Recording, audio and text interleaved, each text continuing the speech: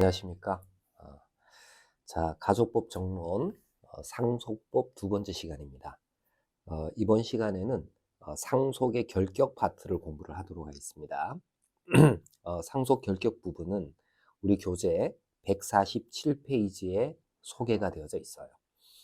자, 먼저 상속 결격이라는 제도는 상속인에게 일정한 사유가 있었을 때 상속인의 지위를 인정하지 않도록 하는 민법상의 이제 제도입니다. 자, 상속인이 상속인들 사이의 협동체를 좀 그 협동체로서의 그 비난 가능성이 있을 때 협동체로서 상속 협동체로서의 일원으로 제대로 역할을 못했을 때 이럴 때 상속인의 지위를 박탈하는 그런 이제 민법상의 제도가 상속 결격 제도입니다. 그 1번의 이제 의의를 보시면은 상속 결격이라는 것은 상속인에게 일정한 법정 사유가 발생한 경우 특별히 재판상의 선언을 기다리지 않고 법률상 당연히 그 상속인의 자격을 박탈하는 제도, 이걸 이제 상속 결격 제도라고 얘기를 합니다. 그러니까 상속 결격 제도를 인정하는 까닭은 우리가 상속은 여러 사람이 받을 가능성이 많아요. 그래서 상속 협동체라는 것이 있을 수 있습니다. 그 상속 협동체라는 윤리적, 경제적 결합 관계를 깨뜨리는 자에게는 상속권을 인정해서는 안 된다. 그러니까 말하자면 이제 윤리적 가치가 법적 제도화되어져 있는 제도, 이게 이제 상속 결격 제도입니다. 자, 우리 법이 상속 결격 사유로 정하고 있는 것들을 먼저 한번 살펴보죠. 1004조가 상속인의 결격 사유라고 해서 다음 각 호의 어느 하나에 해당하는 자는 상속인이 되지 못한다. 이렇게 법으로 정해놓고 있습니다. 자, 1호 고의로 직계 존속, 피상속인, 그 배우자 또는 상속의 선순위나 동순위에 있는 자를 살해하거나 살해하려 한 자, 살해하거나 살해하려 한 자. 자, 고의적으로 살해하거나 살해하려 하는 행위를 해야지 상속 결격 사유가 됩니다. 그리고 행위의 개체, 살해 대상이나 살해하려고 한 대상이 직계 존속, 피상속인의 배우자, 그 다음에 상속의 선순위자나 동순위에 있는 자, 이런 자를 이제 살해하거나 살해하려 한 자는 상속 결격자가 되는 겁니다. 2호, 고의로 직계 존속, 그 다음에 피상속인과 그 배우자에게 상해를 가하여 사망에 이르게 한 자. 상해를 가하는 것만 가지고는 안 되고 상해를 가해서 사망에 이르게 하면 상속 결격자가 되는 겁니다. 여기 2호하고 1호를 비교를 해봤을 때 행위의 개체가 서로 다르다라는 것을 좀 간파를 하셔야 됩니다. 1호에서는 상속의 선순위나 동순위에 있는 자를 살해하거나 살해하려고 했을 때에는 상속 결격자가 되지만 고의로 상해를 가해서 사망에 이르게 한 자가 그 대상으로 삼는 경우에 직계 존속이나 피상속인과 그 배우자로 한정이 되지 상속의 선순위나 동순위에 있는 자는 포함이 되지는 않습니다. 그 다음 3호, 사기 또는 강박으로 피상속인의 상속에 관한 유언 또는 유언의 철회를 방해한 자, 유언 또는 유언의 철회를 방해한 자.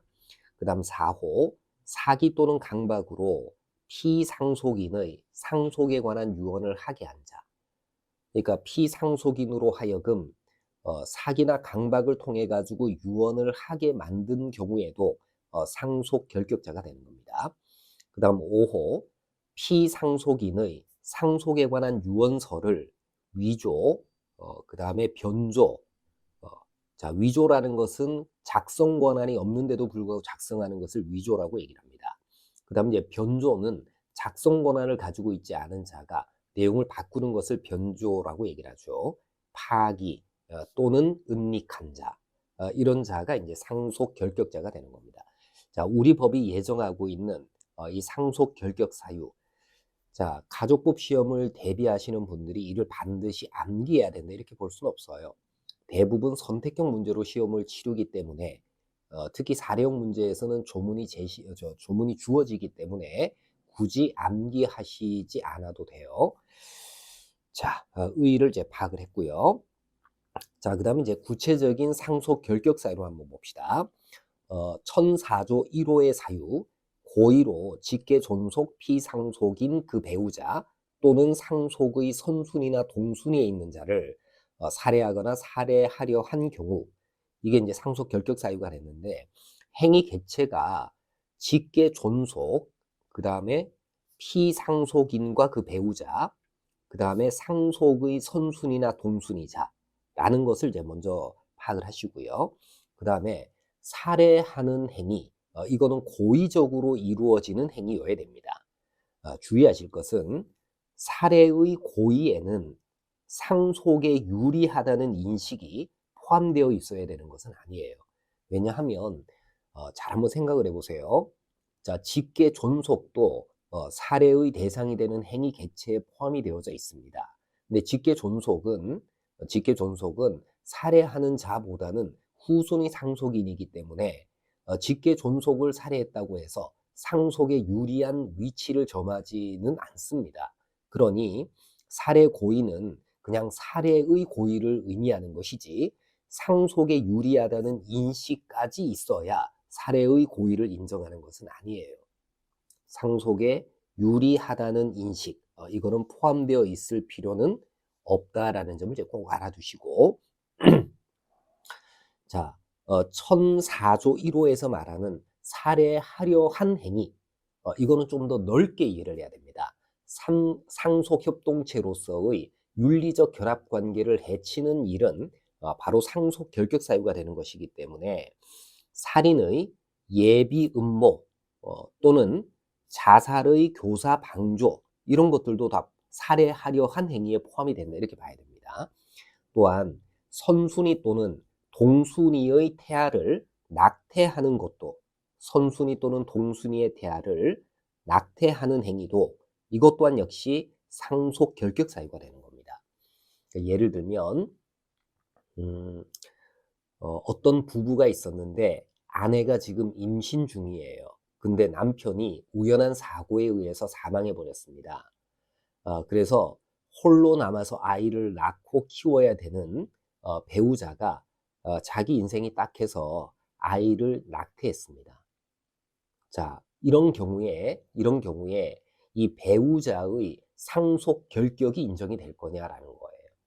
자, 이 배우자는 상속과는 전혀 상관없이 아이를 낙태했지만 이것 또한 역시 이 상속의 동순위에 있는 자를 살해하려 한 때에 해당하게 되는 겁니다.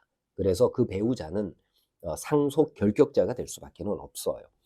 자, 주의하실 것은 살해하거나 살해하려 한 행위가 유죄의 확정 판결이 있어야만 하는 것은 아니다라는 점도 주의를 하시기 바랍니다. 그 다음 두 번째 상속 결격 사유, 직계 존속, 피상속인 또는 그 배우자에 대해서 고의로 상해를 가해서 사망에 이르게 한 경우, 그러니까 상해치사를 얘기를 하겠죠. 자, 행위 객체에는 상속의 선순위나 동순위자가 포함이 되지 않는다라는 점을 주의를 하시기 바랍니다. 상해치사의 경우에는 상속의 선순위자나 동순위자가 포함이 되지 않는다. 자, 그 다음에 이제 고의의 상해로 인한 사망에 이르러야지 그래야 상속 결격 사유가 되는데, 여기서의 고의도 상속에 유리하다는 인식, 이게 필요한 것은 아니죠. 자, 그 다음 이제 3번 사기 강박에 의한 유언 또는 유언 철회의 방해, 유언을 방해한다든지 유언 철회를 방해하는 것 모두 다 상속 이 결격 사유에 해당합니다. 주의하실 것은 둘째 줄에 상속에 관한 유언이란 상속 자체에 관한 유언에 한정되는 것은 아니에요. 그래서 상속 재산의 범위에 영향을 미치는 유증을 포함해서 상속인의 범위에 영향을 미치는 친생 부인 또는 인지를 포함하는 유언, 혹은 재단법인 설립에 관한 유언, 이것도 상속 재산에다가 영향을 주는 유언이 되겠죠. 이런 것들이 모두 다 상속에 관한 유언에 해당합니다. 자, 그다음 사기 강박으로 유언을 하게 한 경우도 이것도 이제 상속 결격 사유가 될 수가 있습니다. 자, 그다음 이제 5번에 유언서의 위조, 변조, 파기 또는 은닉인데, 그럼 이제 위조, 변조, 파기 또는 은닉이라는 것은 이거는 상속협동체의 윤리적 결합관계를 깨트릴 만한 정도의 위조, 변조, 파기 또는 은닉을 말하는 것으로 우리가 이해를 해야 됩니다. 따라서 당연히 위조, 변조, 파기 또는 은닉 행위라는 것은 당연히 고의에 의한 행위여야 됩니다. 따라서 과실로 유언서를 멸실하게 하는 행위를 했다고 해서 이게 상속 결격 사유가 되는 것은 아니에요. 자, 그 다음에 의미에서요. 거기 셋째 줄에 보시면은 내용이 널리 알려진 유언서에 관해서 피상속인이 사망한 지 6개월이 경과한 시점에 비로소 그 존재를 주장했다라고 해서 이를 두고 유언서의 은닉에 해당한다 이렇게 볼 수는 없습니다. 자, 그래서 유언서의 위조, 변조, 파기 또는 은닉, 상속협동체의 윤리적 결합관계를 깨트릴 만한 그러한 행위를 얘기를 한다라는 것. 자, 그다음 이제 숫자 3번에 상속결격의 효과입니다. 상속인 중 어느 1인에게 상속결격에 해당하는 사유가 있으면 당연히 상속인의 지위가 상실됩니다. 그러니 재판을 통해서 법원이 상속결격자임을 확인해야지만 상속결격의 효과가 생기는 것은 아니에요. 그래서 동그라미 1번에 특별한 절차가 필요한 것은 아니다라는 점을 이제 알아두시기 바랍니다. 그래서 법률상 당연히 상속인 자격을 상실하게 되고요. 따라서 특별한 절차를 밟을 필요가 없습니다. 만약에 어떤 상속인의 상속 결격 사유가 있다면은 그 상속인만 상속인의 지위를 상실하는 것이지 그 상속인의 직계 비속이 대습해서 상속한다든지 아니면 본이 상속하는 것까지 영향을 받는 것은 아닙니다. 자, 그다음에 상속 결격 사유가 있으면은 상속 개시 시로 소급해서 상속인의 자격을 상실하게 되는 겁니다. 그래서 상속 개시 후에 결격 사유가 생긴다 하더라도 이 결격의 효과는 상속 개시 시로 소급하게 됩니다. 따라서 상속 결격자가 상속 재산을 제3자에게 처분한 경우라면 무권리자의 처분이 아마 될 겁니다. 근데 처분의 상대방이 제3자가 선의 무과실이라고 한다면 선의 취득에 의해서 보호를 받을 수도 있겠죠. 근데 선의 취득은 모든 재산에 관해서 인정이 되는 제도가 아닙니다. 부동산에는 선의 취득이 없죠. 부동산의 경우라면은 제3자가 선의 무과실이라고 하더라도 권리를 취득하지는 못하게 됩니다.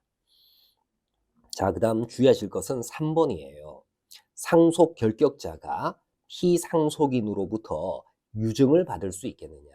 상속 결격자는 동시에 유증을 받을 수 있는 상대방의 자격도 없는 겁니다. 그래서 상속 결격자는 동시에 수증 결격자가 되기 때문에 유증을 받을 수도 없다. 이 점을 주의를 하시기 바랍니다. 다만 피상속인이 상속 결격자를 상대로 해서 생전에 증여하는 것, 이것까지 무효로 되는 것은 아니에요.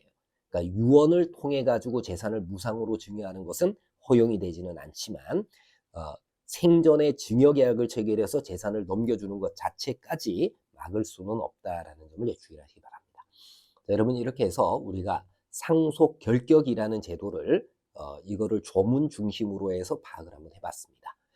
자, 이번 시간의 강의는 여기까지 하도록 하겠습니다. 수고 많으셨습니다. 마치겠습니다.